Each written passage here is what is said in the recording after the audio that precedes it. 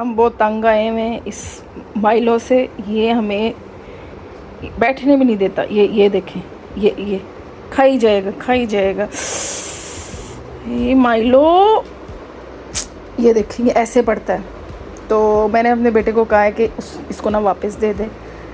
और बताएं, आप बताएं, इसको वापस देना चाहिए कि नहीं। और अल्लाह, मेरी उंगलियां।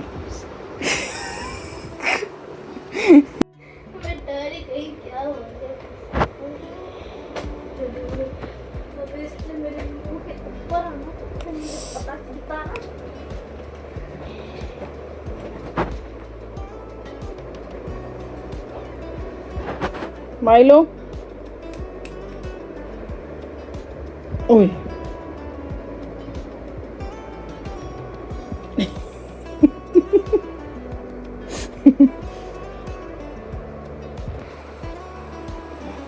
अस्सलाम वालेकुम, कैसे हैं आप सब। उम्मीद करती हूँ कि आप सब ठीक होंगे। Welcome back to my channel. यहाँ जी हम जा रहे हैं अब्बू की तरफ। आज हम अब्बू की तरफ ही रहेंगे। मेरे देवर की वापसी है सऊदी अरब, तो टाइम स्पेंड करेंगे इकट्ठे हम लोग सारे।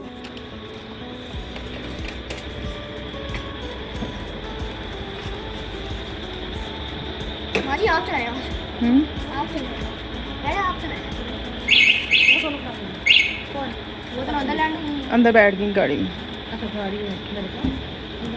लेट नाइट प्लान बना जी आइसक्रीम खाने का, तो हम लोग निकले आइसक्रीम खाने के लिए। हालांकि हमें पता था कि बाहर सारी शॉप्स वगैरह सब कुछ बंद हो गया होगा, लेकिन फिर भी हमने कहा चलो थोड़ी सी आवारागर्दी भी कर लेते हैं और देख भी लेंगे, कहीं से आइसक्रीम खा लेंगे। हमने अपनी नंद को कहा चलो हमें लेके जाओ, तो बस हम उसके साथ निकले थे आइसक्रीम खाने।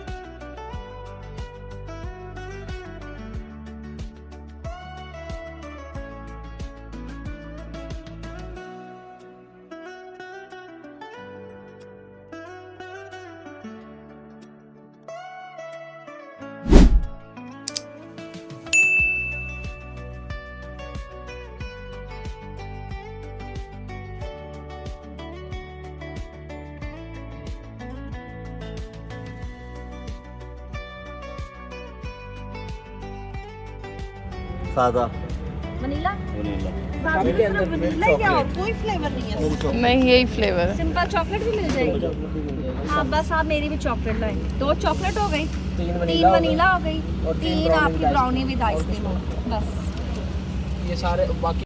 जैसे ही सबकी आइसक्रीम आई तो मेरी बेटी कहती मामा आपकी आइसक्रीम मुझे ज़्यादा अच्छी लग रही है। तो मैं उसको कहती नहीं, अपनी खाओ, मेरी छोड़ दो।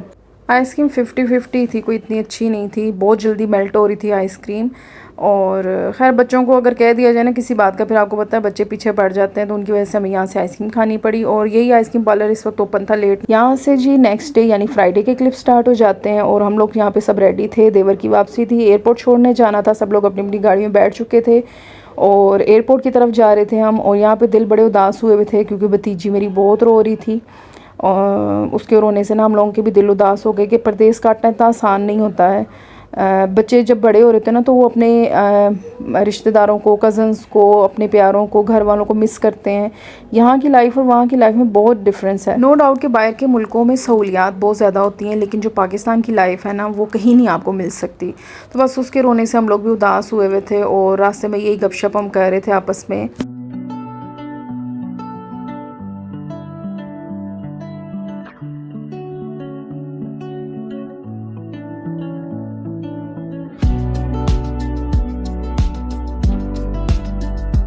हम लोग लेट हो चुके थे, लेकिन शुक्र है टाइम से पहुंच गए।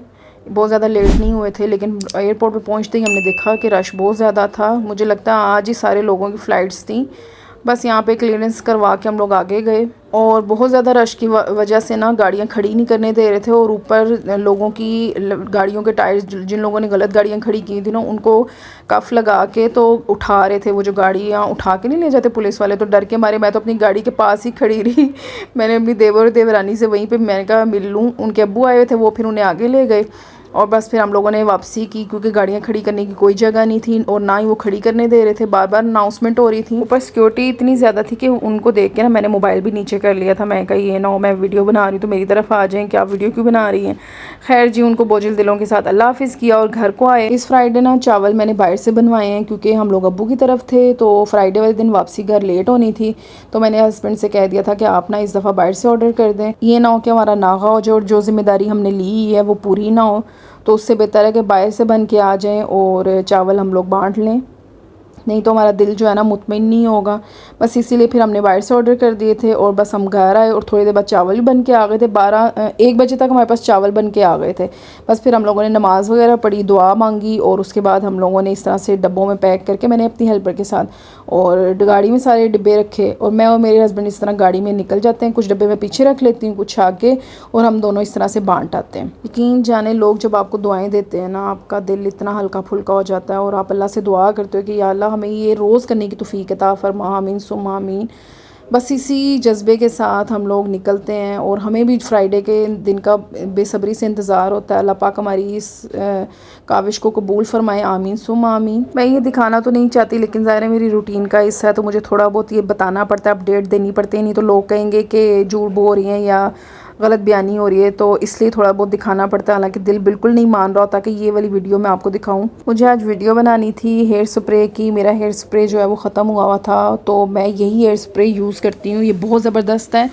बस यहाँ पे मैं स्प्रे बनाने जा ही रही थी तो माइलो को देखा कि वो बैग से खेल रहा है पलविशा के, तो मैं उसकी वीडियो बनाने लगी और साथ साथ उसको बुला रही थी, लेकिन वो अपनी मस्तियों में मगन था। हेयर स्प्रे की डिटेल वीडियो जो है ना मैंने पहले ही शॉर्ट्स में शेयर कर दी, आप वहाँ जाके देख सकते हैं। ये हेयर स्प्रे बनाने के ना 2 तरह के तरीके हैं। मैं जिस तरीके से बनाती हूँ वो मैंने आप लोगों से शेयर किया। मैंने सारी रात ना 1 चम्मच मेथरा, 1 चम्मच चावल, 1 चम्मच रोज़मेरी लीव्स और 1 चम्मच कुलवंजी, ये 1 प्याली पानी में भिगो दिए थे और सारा जितना भी उनके असरात थे ना वो पानी में निकल आए थे। फिर अगले दिन मैंने इस तरह से पैन में ले लिया था जो मैंने चूल्हे पे रखना था पकाने के लिए, उसमें मैंने उंडेल के थोड़ा सा पानी और ऐड किया और इसको मैं पकने रख दूँगी चूल्हे पे। अच्छा, जो दूसरा तरीका है ना उसमें ये होता है कि आपने ये चीज़ें फ़ौरन पानी में ऐड करनी, चूल्हे पे रख देनी होती हैं पकाने के लिए, और जो उसके पकाने का तरीका होता है ना उसमें आपने 15 मिनट कम से कम भी पकाना होता है। जबकि ये मैंने सारी रात भिगोया हुआ था, इसके जितने भी असरात थे, फ़वाइद थे चीज़ों के, वो सारे पानी में पहले ही निकल चुके थे। आप कलर देख सकते हैं कि चेंज हुआ हुआ है। तो मैं इसको यहाँ पे जब ये पकने लग जाएगा ना, यानी कि ये उबलने लग जाएगा, तो मैं इसको सिर्फ 3 मिनट पकाऊँगी, इससे ज़्यादा नहीं पकाऊँगी। तो मैंने यहाँ पे इसको रख दिया था, सारी चीज़ों को डाल के 3 मिनट के लिए पकाया था। जब ये उबलने लग जाता है ना पानी, उसके बाद 3 मिनट जो है ना वो नोट करने। तो बस यहाँ पे ये पकने लग गया था, तो फिर मैंने इसको चूल्हा बंद कर दिया और इसको मैंने ठंडा करने के लिए रख दिया था। जब ये अच्छे से ठंडा हो जाएगा ना, फिर मैं इसको एक स्प्रे बॉटल में निकाल लूँगी। आपके पास स्प्रे बॉटल है, कोई भी बॉटल है, आप उसमें निकाल दें जिसमें आप एहतियात से इस्तेमाल कर सकते हैं। वैसे तो रोज़ वाटर या किसी भी चीज़ की स्प्रे बॉटल खाली हो तो उसको फेंकना नहीं है आपने। मेरे पास भी यहाँ रोज़ वाटर स्प्रे की बॉटल खाली थी तो मैंने वो रख ली थी, तो अब वो मेरे काम आएगी। यहाँ पर मैंने अच्छे से इस पानी को छान लिया था और जो चीज़ें थी वो सारी अलग कर ली, और जो पानी है वो अब हमारा हेयर स्प्रे है। आप चाहें तो यहाँ पे इसमें विटामिन ई का कैप्सूल भी यूज़ कर सकते हैं, यानी कि विटामिन ई ऑयल भी। तो मेरे पास वो ख़त्म हुआ था, वो मैंने ऐड नहीं किया था। अगर आपके बाल बहुत ज़्यादा ड्राई हैं तो आपने विटामिन ई का कैप्सूल जो है ना वो लाजमी इसमें ऐड करना है। तो बस इसको आपने रात सोने से पहले भी स्प्रे करके अपने बालों को हल्का हल्का मसाज करके उस तरह से भी आप कर सकते हैं। सुबह उठे और शावर ले लिया, और अगर आपके पास टाइम नहीं है तो आपने शावर लेने से 1 घंटा पहले लाजमी अपने बालों पे स्प्रे को करना है अच्छे से स्कैल्प पे, और उसके बाद आपने वॉश कर लेना अपने फेवरेट शैम्पू के साथ, और कंडीशनर करना नहीं भूलना है आपने। हफ्ते में आप इसको 2 दफ़ा इस्तेमाल करें और रेगुलर इस्तेमाल से आपको बेशुमार फ़वाइद मिलेंगे। बाल हेल्दी होंगे, लंबे होंगे, शाइनी होंगे, डंडफ ख़त्म होगी। उम्मीद करती हूँ आज की वीडियो आपको अच्छी लगी होगी। वीडियो अच्छी लगी हो तो लाइक करें, शेयर करें और कमेंट भी करें। प्यारे प्यारे से कमेंट क्यों नहीं करते आप लोग। तो मिलते हैं नेक्स्ट वीडियो में, तब तक के लिए अल्लाह हाफिज़।